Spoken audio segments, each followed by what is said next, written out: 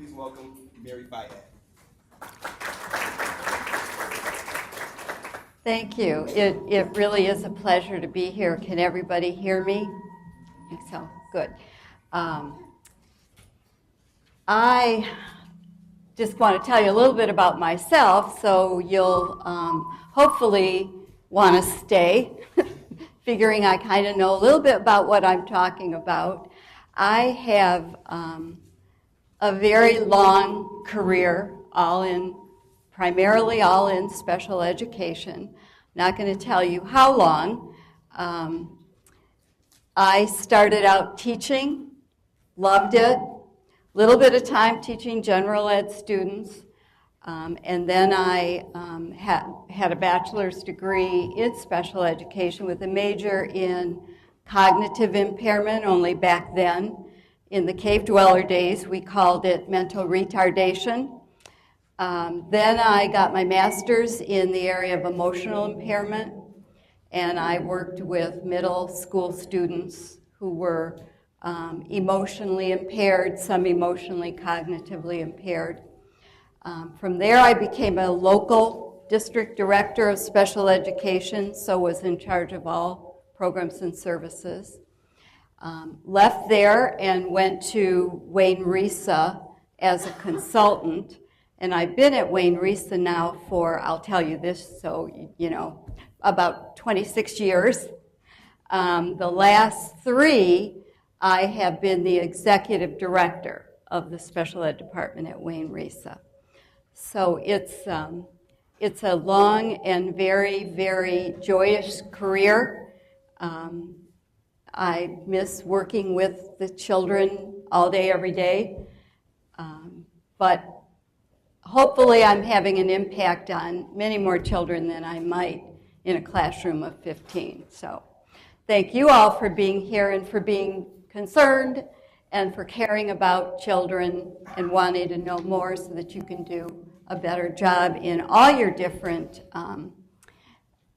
avenues. And I heard someone earlier as she arrived lamenting all the work she had, and she's the only one doing it. And I know for most of you, some days you each feel like I'm the only one out here dealing with these problems. And I respect that. In our schools, as you know, we are in a decline financially, so services are being cut. I'm sure you see that with some of the children you work with. But we always try to remember, and I point you to these little babies up here because they are why we are here. And if you can do one thing, one day, for one child, that day for you and for that child has been made. And that's what gets you up the next morning, I'm sure, to come back and see which is the next one you're going to make a change for.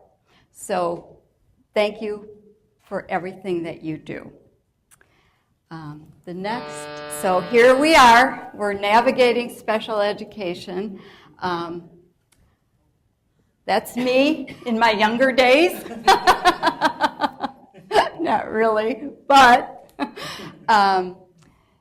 special education, you wouldn't be here if it was smooth sailing and a straight shot. Special educators are going through rough waters, and so I can understand that you have all of your regulations to deal with, along with trying to figure out what are they doing and why are they not doing this. Partnerships are the best thing that we can offer our families and our children, and so I strongly encourage whatever you learn here today to help you do better to partner with schools. Looking at our agenda, I tried to have a vision of what your backgrounds were as I put together the agenda so that I could at least touch on the important areas and then give you some links as to how you can find out more information.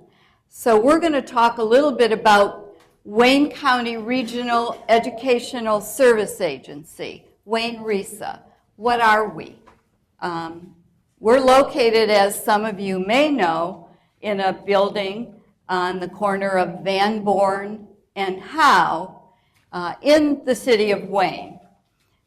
But we encompass, of course, the entire county. So we'll look a little bit more at that. And then I just want to tell you a little bit about the special ed department at Wayne RESA, so you have some knowledge of how we might be of service to you. Then we're going to jump right in.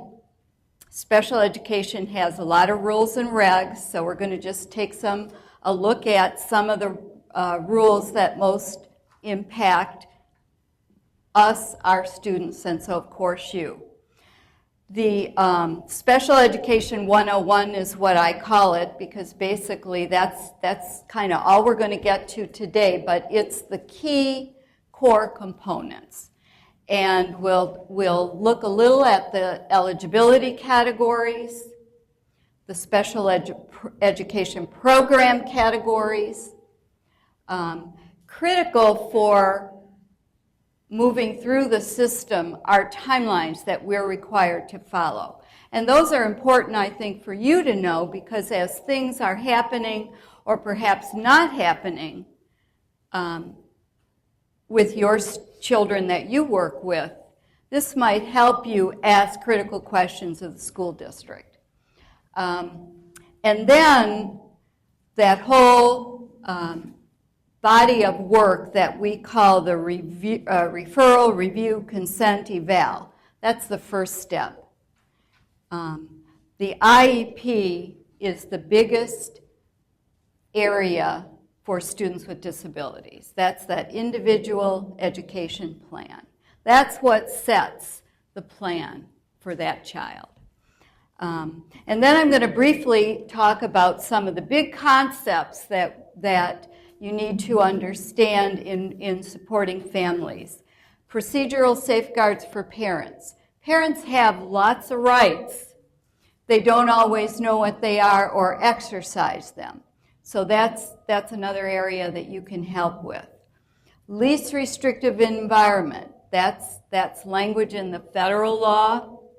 It's been there since its inception, and it is critical to how we go through that planning process of what are we going to do to support a child.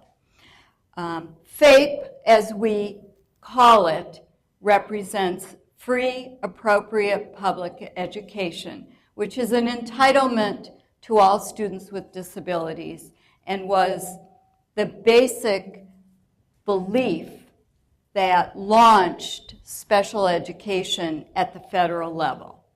All children are entitled to a free, appropriate, and that's been a word that's been debated over the many, many years since 1976 when that law was first passed. And public, meaning equal access education. So that's, when you hear that term FAPE, that's what that means. It's not a new concept, but it has evolved over the years. So that's what we're going to try to cover today. I am open to having people, stop me and say, wait a minute, I don't quite understand. We will have a separate, some separate time at the end, hopefully, for questions and answers. And then we will be taking a break about mid-morning. So that's kind of how we'll go. So, Wayne RESA, what is a RESA? Across the state, there are 57 entities that are called either intermediate school districts, or ISDs, or regional educational service agencies. And they're the same thing.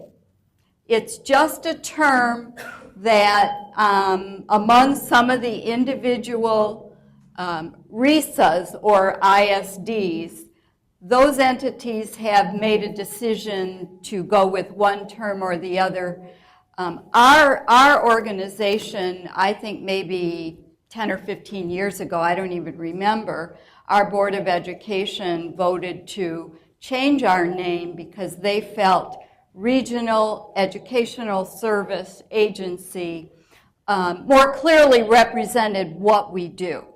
We don't serve any students directly here in Wayne County, but some ISDs in other counties actually do both. They do what we do, provide resource services and support, and they also operate programs.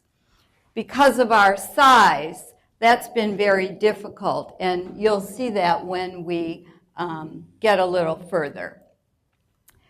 Our mission statement is that we are committed to leadership through service and collaboration for excellence in teaching and learning for all. And that has been our mission for some time.